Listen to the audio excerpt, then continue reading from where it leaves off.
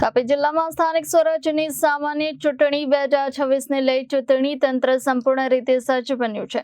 જિલ્લા ચૂંટણી અધિકારી ડોક્ટર વિપિન ગર્ગે પત્રકાર પરિષદ યોજી ચૂંટણી પ્રક્રિયાની વિગતવાર માહિતી આપી છે।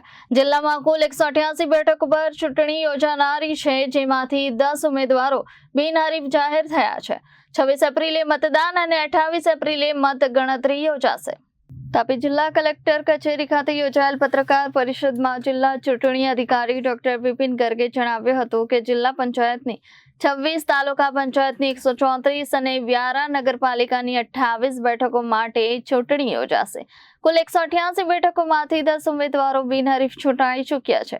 જિલ્લાભરમાં કુલ 755 મતદાન મથકો ઊભા કરવામાં આવ્યા છે, જેમાંથી 40 મથકો સંવેદનશીલ છે અને 11 મથકો અતિ સંવેદનશીલ જાહેર કરાયા છે।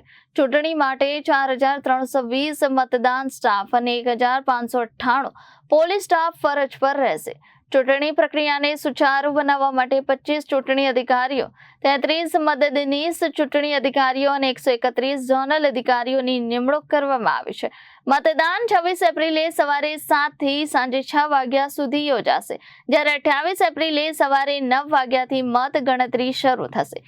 જિલ્લા પંચાયત માટે 7 અને તાલુકા પંચાયત તેમજ નગરપાલિકા માટે 8 મતગણતરી કેન્દ્રો નક્કી કરાયા છે। ચૂંટણી અધિકારીએ મતદારોને વધુમાં વધુ મતદાન કરવા અપીલ કરી છે। Bureau report Janadesh news Tapi.